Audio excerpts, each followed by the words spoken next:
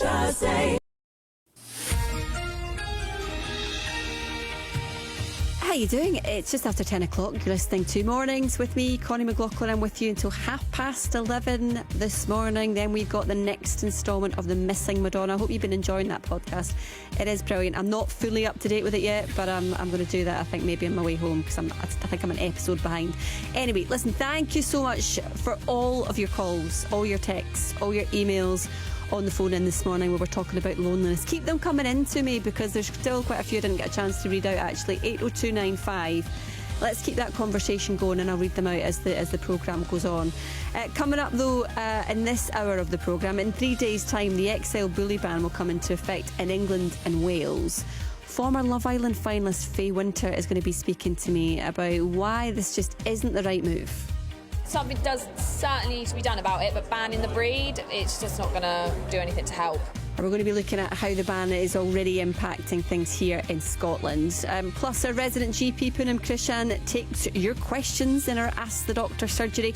You don't need an appointment. All you've got to do is give her a call, 08085 92 95 00, or you can send her a text on 80295. And I guess I've got the Christmas blues. are you feeling a little bit down after all the festivities? We're going to be looking at how to manage those Christmas blues. That's all going to come in the next hour. All the conversations that matter. Mornings on BBC Radio Scotland.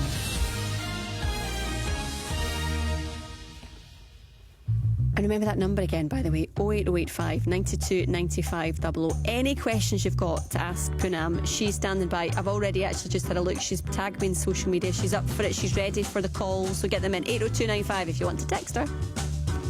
Your love lifted me higher than I've ever been lifted before.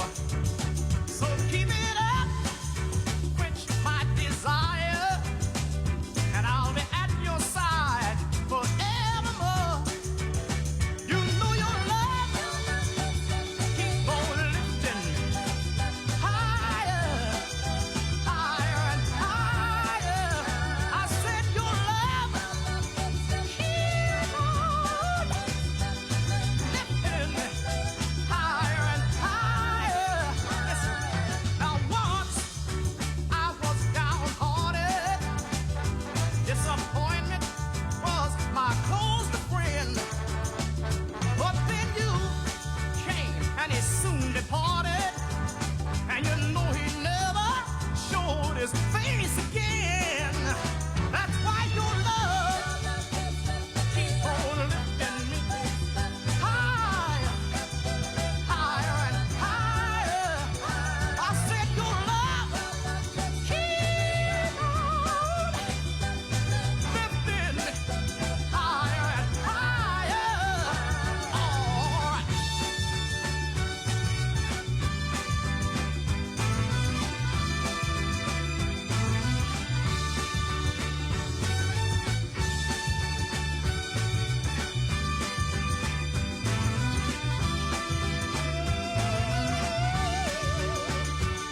I'm so glad I finally found you. Yes, that one in a million, girl. And now with my loving arms around you, honey, I can stand up and face the world. Let me tell you, your love keep on lifting me higher, higher and higher. And I said your love keep on lifting me higher and higher. Now suck it. Oh, lift me up, oh. Keep my love going higher and higher. Higher and higher, Jackie Wilson. It's BBC Radio Scotland. It's Connie with you until 11:30 this morning. It's 10:10. And the next guest that I'm going to speak to, I'm really looking forward to this, because it's quite a journey she's been on, Annie Worsley made the decision to move to the Northwest Highlands of Scotland in 2013, giving up a world of academia to take up a small croft in Wester Ross. With a background in geography, she quickly developed an understanding of the landscape surrounding her, which is probably just as well.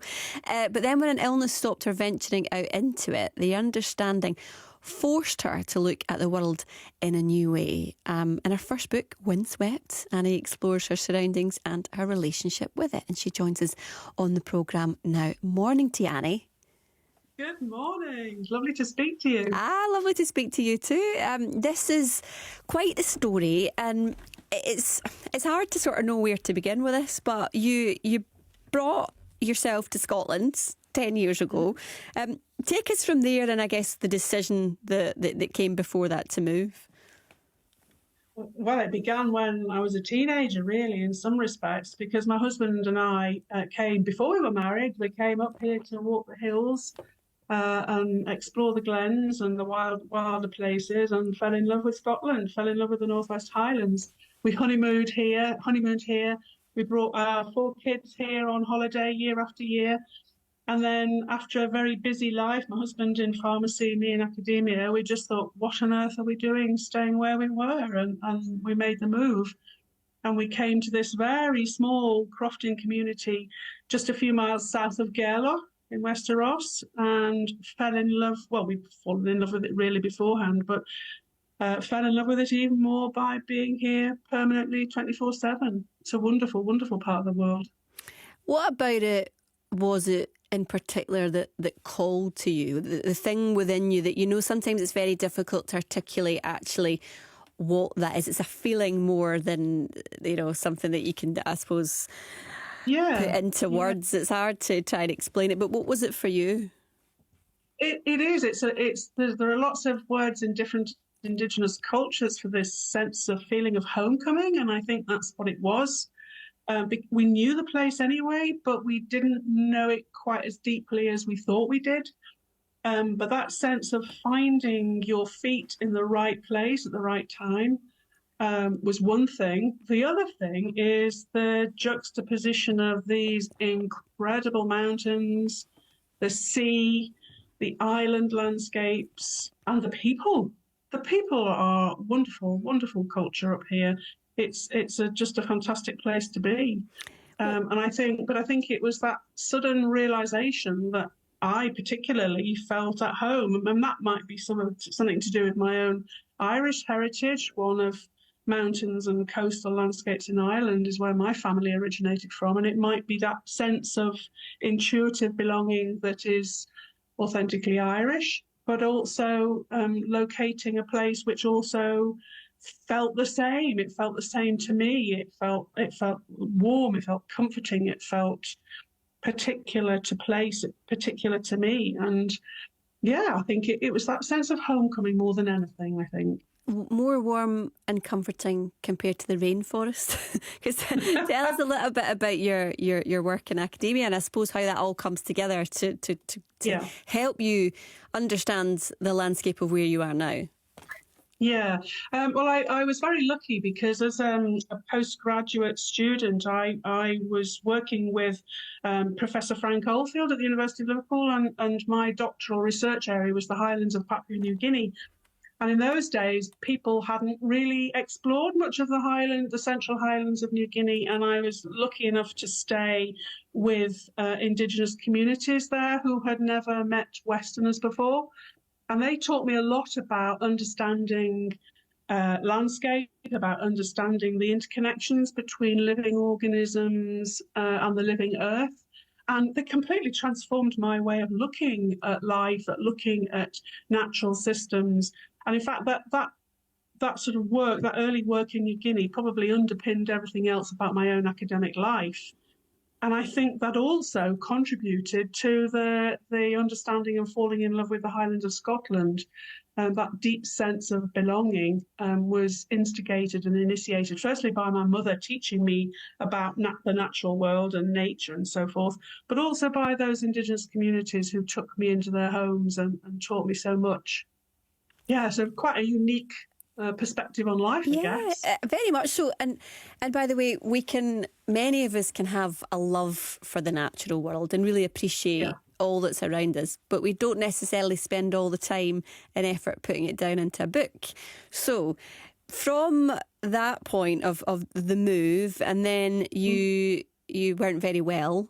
Talk to us about that period, and I suppose what then happened next to sort of propel you to this point. Well, it began before it became poorly. Working on the croft, I started to write a blog just for my family and friends who had never visited Scotland, in the hope that they might understand why we'd made this move. Because to be quite honest, some of my friends in Northwest England thought we were a bit mad, really, giving up good, well-paid jobs to go and do something completely different. But the children, the family had always said, go for it, you've got to do it. If you want to do it, go for it. So I thought, well, if I wrote a small blog, then they would be able to see the pictures and read the tales of life on the croft. And it grew from there. And as time passed, I developed, I caught an illness. I think it was almost like a coronavirus thing. It was a viral infection anyway that left me very seriously debilitated. And it meant that I could no longer climb the hills with my husband. And it made me turn inwards to some degree. But then as part of the recovery, I was spending more and more time looking at the very small and very tiny things that were creatures and organisms, plants and animals that lived around me and on the croft and along our little stretch of coast. And once the blog became a regular thing, I think that writing helped me. It helped me to understand as a geographer, but also as a crofter and as a mum wanting to tell her kids about what was going on. It helped me write a narrative of this place. And a lovely lady from a literary agency found the blog, and she rang me and said, "Oh, have you thought about putting this in a book?" No, I haven't. But she said, "Well, let's give it a go, and we'll see if any publishers want to take it up." So there was interest from a couple of publishers. And in the end, they decided, a book would be a brilliant thing, and that's the rest is history. So it became a book. I had no intentions of writing a book. I had no idea about becoming a writer. All my writing had been in scientific journals. And science writing is ever so different. You know, you learn to write stuff, and your supervisor's red ink it and put out all the adjectives and adverbs. So this was liberating. You know, I could write in prose, I could write long, I was writing in longhand, but I was writing descriptive stuff as if I was telling the children what was going on. Right. That's how I wrote it. That was exactly my next question, because I was going to say to you, do you think it was the mum that was writing it rather than the geographer? And that's the thing that connected with people, because it's done so well and so many people are, interested, not just about the topic, but also just the personal. It's so personal, it's like you sitting telling a story and you talking through the book, which I think is sometimes can be that the reason that things spark so and connect with people so well. I think it probably was the mum and now the grandmum. The grandchildren are coming through and growing up. But it was definitely a mother-child thing, in the same way that my mum had taught me, I guess. But finding that different way of writing and different voice has taken me to the works of many, many wonderful, wonderful writers in the genre nature non-fiction. Amy Littrott, Robert Macfarlane, Kathleen Jamie's books, Finding and Sounding, has just opened new doors for me, really. All those kind of writers. So I started to look at different ways of writing, as well. And I think over time my own style developed. But definitely at the core is a mum telling her 4 kids, "Oh, this is what we're up to. This is what we're doing. This is what it's like here 24/7. And it's worked a treat. Windswept, Life, Nature and Deep Time in the Scottish Highlands. It's published at the moment, and it was published back in August, actually. It's still available to buy right now. Congratulations on it, your first book, Annie, and I really appreciate your time and taking the time to talk to us about it and tell us about it. Oh, thank you so much for having me. I'm blown away by the fact that you've asked me to speak, to talk to me. It's just lovely. And it's lovely to hear from readers. And in fact, I got an email this morning from a lady in Canada who said she found the book and is passing it on to her friends and loves it and makes her think of coming to visit Scotland. So, yeah, good. The connections around the world are growing, which is wonderful. But thank you so much for having me. Thanks for coming on, Annie. Annie Worrells are there. As I say, her new book is called Windswept. Right, it is 10:21.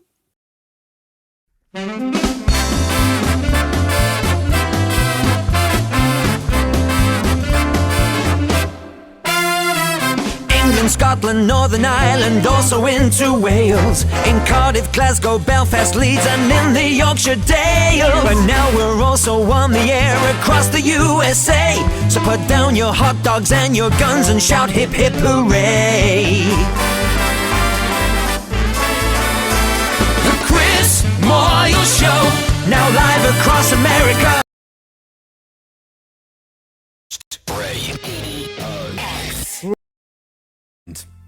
Still to come in 3 days, it will be illegal to sell, to breed or to rehome an XL bully dog. The ban's not going to take place in Scotland. It's still being discussed. But what impact is it going to actually have here in this country? We're going to be discussing that in a little bit more detail. That's coming up after some more music. This is Lady Gaga and Just Dance on BBC Radio Scotland. Red wine.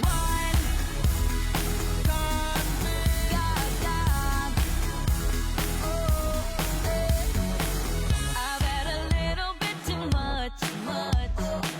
All of the people stop to rush by. An easy twisted dance, can't find my drink, I'm in. Where all my keys, I lost my phone. What's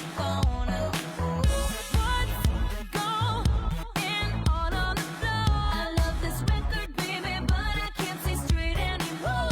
Keep it cool, what's the name of this club? I can't remember, but it's alright, just dance. Gonna be okay. Da-da-doo-doo, just dance. Da-da-doo-doo, da-da-doo-doo, just dance. Gonna be okay. Just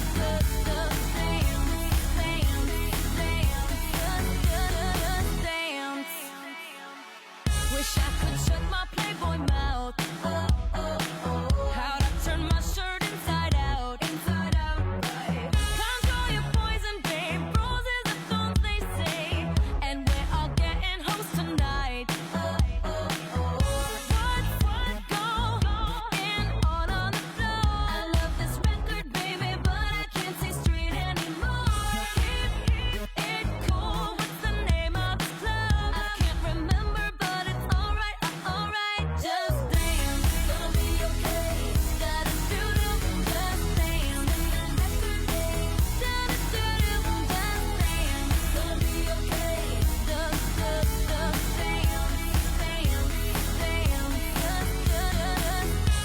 When I come through on the dance floor, checking out that catalog.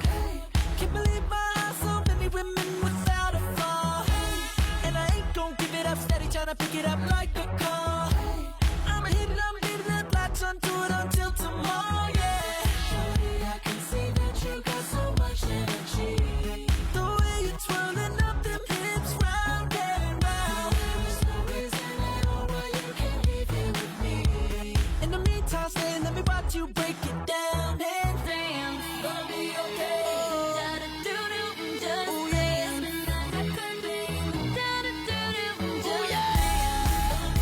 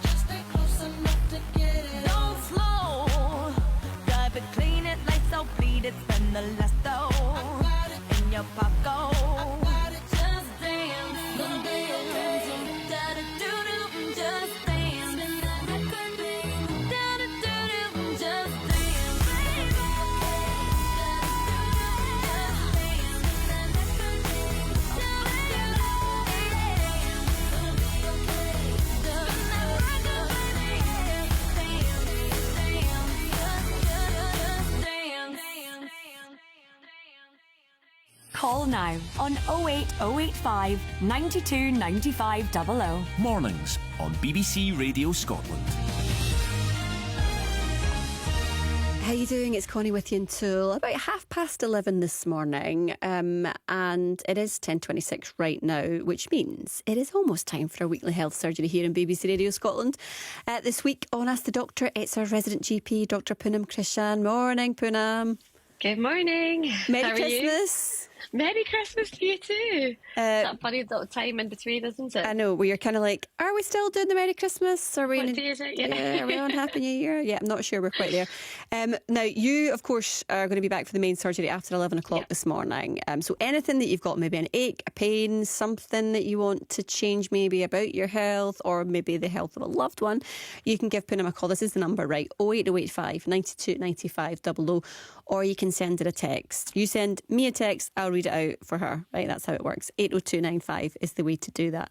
But I don't know about you, Poonam, and you will, well, clearly you'll know more than me, but I was just saying this to some of the girls in the office yesterday. I feel as if this last month or so, I have never known as many people to be down with bugs and viruses, and it just, is that sort of reflective in what you're seeing in the surgery? Absolutely. If I even just look at yesterday's sort of full day surgeries, this morning already, the patients that I've seen, it's just cough, chest infection, queasy chest infection. People have just been quite poorly for the last few weeks, and what we're finding is that these kind of colds and chesty coughs, they're lasting a lot longer, and there's a few reasons for why that's happening. The first thing, that we expect that this time of year, but it is the perfect medley of viruses that's circulating. You've got the ones that cause the common cold all the way through to, of course, our favourite, not COVID, which is now doing the rounds. There's new variants constantly evolving, and there's sub-variants that are emerging. But I think that coupled with the fact that at this time of year we're all spending a lot more time indoors, we're not ventilating properly, we're all very run down. The world has never moved as fast as it's moving at the moment. Mental health, people are really stressed, and all this just it really plays havoc with your immune system. So when you go down for a long period of time, and of course it's that famous thing of you stop for the holidays and suddenly you're sick because you put the and I think that's what we're seeing as well here at the practice. It's strange, isn't it? Because people will think, oh, listen, I'm not going to bothering the doctor if it's just a cold or if it's a cough. But when do you get to that point where you think, right, actually, I need to see someone here, because you're right, this sort of mystery illness that people are having right now, whether it be the cold or chest infection or whatever else. I mean, there's some people that I know that has lasted like 4 or 5 weeks and they're still not rid of it. So what's that point you say, I need to go and see someone? Yeah, so I think that's a great question, because, I think that we are seeing a whole spectrum from people just with sniffles to all the way through to folk that are really coughing up, really a lot of catarrh that's coloured, they're feverish, they're losing weight, they've got no appetite. So I think it's really, common things being common. If you are having a runny nose, you're feeling a bit congested, you're feeling a bit tired, I know it's a busy time of year, but, rest up, do the things that we all know work for us, and see how you go. However, if over, your cough has lasted more than a couple of weeks, or indeed, as I said, it becomes productive, it becomes coloured. So I'm looking at things like, dark green or yellowish. If you're having fevers, that's the time where you think, actually, I'm struggling to breathe, I'm wheezy, I'm tight-chested, I've got a history of asthma or COPD. You pick up the phone and you speak to the doctor.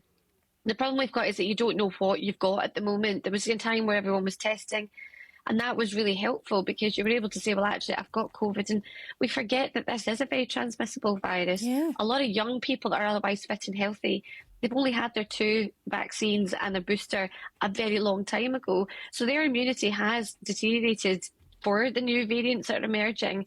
So I think if we were testing, we'd be a lot more wiser, would be staying indoors, we wouldn't be spreading it. But right now, it's just, I think it's been able to say, right, I'm not feeling great, I'm going to take the time out, I'm going to tell everyone I'm not going to see them for a couple of days and rest. But if it gets to a point where you're struggling phone the GP first. Don't just turn up at the surgery, and they can take it from there, because sometimes these viral things can become bacterial. You may need an antibiotic, you may not, but especially if you have got a long-term chronic health problem, I'd probably say lower the threshold to contact your doctor. We had fun last night because we had the wee one's first ever temperature, which was excellent. Oh, Really enjoyed well, you've that. done well to get this far with it. I think so, actually. I think so. But also, there'll be loads of people listening thinking, I'm not, especially when it's younger children, that they're not maybe sure at that point to say, this needs to get looked at as well, because obviously little ones, babies or toddlers can't really tell you if they're thinking they're not feeling great, or what's the sort of advice around that? Yeah, so I think that the one thing that I learned becoming a parent, which wasn't taught to me at medical school, that there is such a thing as parental gut instinct.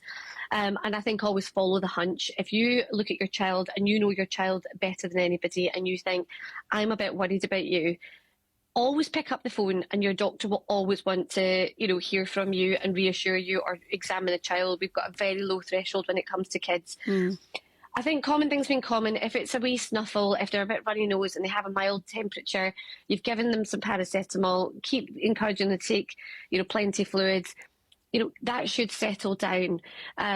Things to look out for, though, are high temperatures that are not settling after you've given them paracetamol or ibuprofen, if they've got any unusual new rashes that are not disappearing when you touch them, if they're not passing urine, if they're becoming a bit more irritable than usual, or indeed quiet, any of these things at all, then you need to pick up the phone and get your doctor to see them. And I would say that any parent, there's all the kids at the moment, to be honest, are coughing and spluttering. They've got something going on. The other one that's circulating at the moment is tummy bugs post-Christmas. It's just, phone your GP, and we will usually, if it's a baby especially, we'll always get them down to get a once over. Right, okay. If that has sparked something in your mind that you think, I want to just ask something a little bit more specific to Poonam, then this is your opportunity, right? She's going to be back after 11 o'clock. This is the number again, right? 08085 92 95 00, 08085 92 95 00, or send her a text on 80295. Right, I'll speak to you a little bit later on, Poonam. Yep, bye. Thanks very much for that. Right, okay, you're listening to BBC Radio Scotland. It's Connie with you until 11:30 this morning. We're going to